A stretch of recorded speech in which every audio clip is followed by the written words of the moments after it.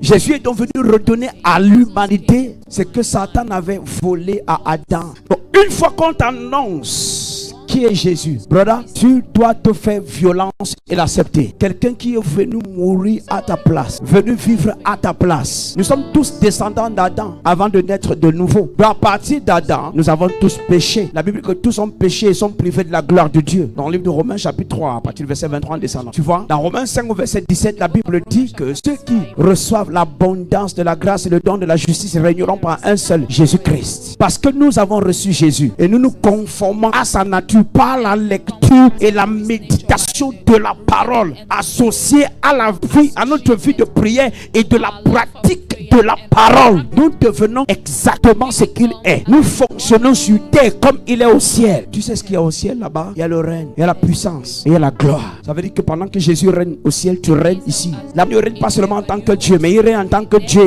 et homme Dieu. Et il règne à ta place. La Bible dit qu'il est assis et nous, dans les lieux célestes. Et la Bible dit que nous sommes assis en lui. Nous régnons avec lui. Nous régnons en lui. Nous sommes un seul corps avec lui. Dans les livres d'Éphésiens, la Bible dit qu'il est la tête de l'église. Nous sommes le reste de son corps. Ça veut dire que spirituellement, nous avons le même corps que Christ. Personne ne veut dire amen ici. Donc il faut que tu comprennes qui est Jésus. Avant de bien réfléchir, te dire que non, moi je crois aux Écosses. Moi je suis catholique ou whatever.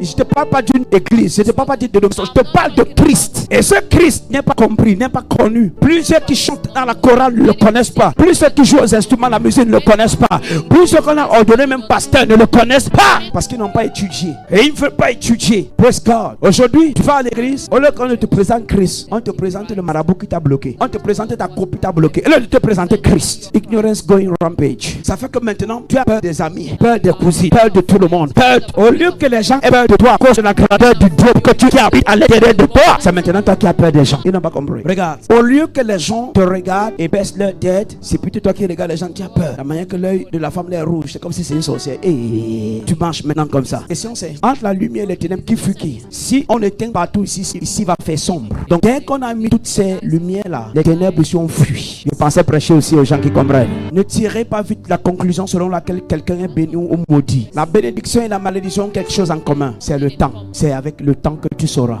Ils n'ont pas compris. Quand l'autre est à Sodome et à Gomorrhe, il ressemble à un homme béni. Mais 24 ans plus tard, la vie de l'autre résume ce qui fonctionnait dans sa vie. Il a perdu sa femme, elle est devenue statue de sel. Il a perdu ses gendres. Il a perdu tout. Il a perdu toutes ses richesses. Quand tu lis Genèse chapitre 13, la Bible dit que l'autre qui marchait aussi avec Abraham. Mais quand tu vas lire Genèse 18 et Genèse 19, l'autre qui sortira de Sodome et Gomorrhe ne sortira avec rien en dehors de ses deux filles. Et tu sais quoi? Il va produire une descendance maudite. Ses filles vont coucher avec lui. Et de l'autre côté, la Bible dit, mais Abraham a connu une vieillesse heureuse. Les deux marchaient ensemble. Mais moi, Genèse 13, tu vas voir, les mêmes richesses qu'Abraham avait, ce sont les mêmes richesses que l'autre avait. Ne dis pas vite la conclusion, parce que la fille est partie en France, aux États-Unis, et que les choses marchent. Oh, you are a babe, tu es un enfant. Ceux qui sont grands, ceux qui sont matures, ils peuvent dire, tout ce que tu vois là, c'est l'ombre, c'est l'ombre. Dans 5 ans, tu regarderas la même personne, il n'y aura plus rien. Dis non, mais la personne est partie aux États-Unis, tu n'as pas compris. Elle s'est même mariée. Bro, attends les 5 ans. On peut regarder l'autre et on dit à l'autre, agenouille-toi, espèce d'orgueilleux, mets-toi à genoux et demande pardon à Abraham. Et il dit non, vieux père, bon, comme tu m'as fait le privilège de choisir, je regarde comme ça, ABCD, et je choisis là-bas. Abraham dit ok, tu vas à gauche, je vais à droite, tu vas à droite, je vais à gauche. Je dis non, vieux père, je pars là-bas. Abraham lui dit ok. Fais attention quand tu es avec quelqu'un, il te dit choisis d'abord. Maintenant regarde, ce n'est pas seulement le fait de choisir d'abord. Il te dit peu importe ce que tu choisis n'est pas intelligent. Quelqu'un dit que peu importe, il te laisse le privilège. Il dit pas fais le mauvais choix. Il te dit peu importe ce que tu choisis. Même si la chose que tu lui as laissée ressemble à la boue et à la poussière, il sait que la valeur qu'il a dans sa vie n'est pas sur la chose, mais sur lui. La valeur de ta boutique n'est pas dans sa décoration. Ce n'est pas son emplacement. Ce n'est pas combien c'est décoré avec beaucoup de climatiseurs. Tu es prêt? C'est la valeur spirituelle de cette boutique qui qui va déterminer ce qu'elle va devenir. Quand il commençait ce ministère, you don't know me, you don't know me. Or they didn't know me.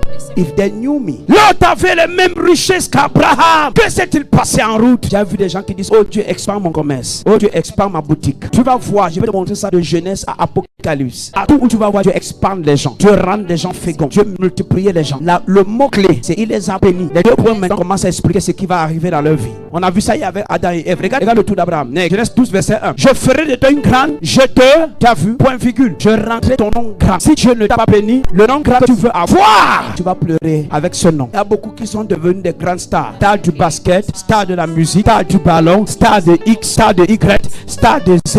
Et aujourd'hui, ont beaucoup de mal à s'en sortir. Et ce ne sont pas les chrétiens qui les persécutent. C'est entre les mondains. C'est entre. La question, c'est qui t'a rendu grand. Parce que là où on te persécute, ce n'est pas parce que tu prêches l'évangile. Bon, qu'est-ce qui fait en sorte que les gens te persécutent alors que tu ne prêches pas l'évangile? Qui t'a rendu grand? La réponse après l'enlèvement. C'est après l'enlèvement que tu sauras. Oh, tel était grand footballeur. Oh, tel était grand Cristiano Ronaldo. Oh, tel était grand musicien. Tel. Tu regardes parmi nous qui sommes enlevés. Il est où? Il est sur terre. Avec toute sa grandeur, sa popularité, son argent, elle est restée sur terre. Praise God. Je te parle de Christ, le fabricant des grands. Chaque fois que Dieu veut faire quelque chose, il doit d'abord bénir la personne.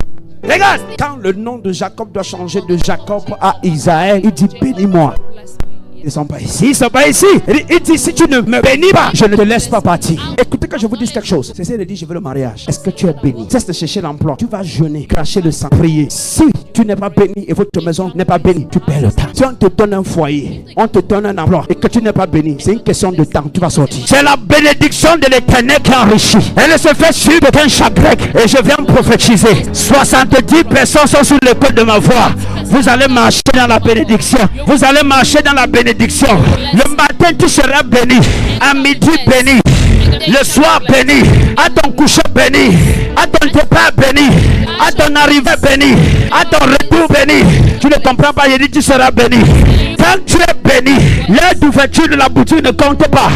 Dès que tu arrives, les anges disent la bénédiction est arrivée. Tous les clients commencent à te chercher. Je prophétise au nom de Jésus-Christ. Quelqu'un va marcher dans la bénédiction.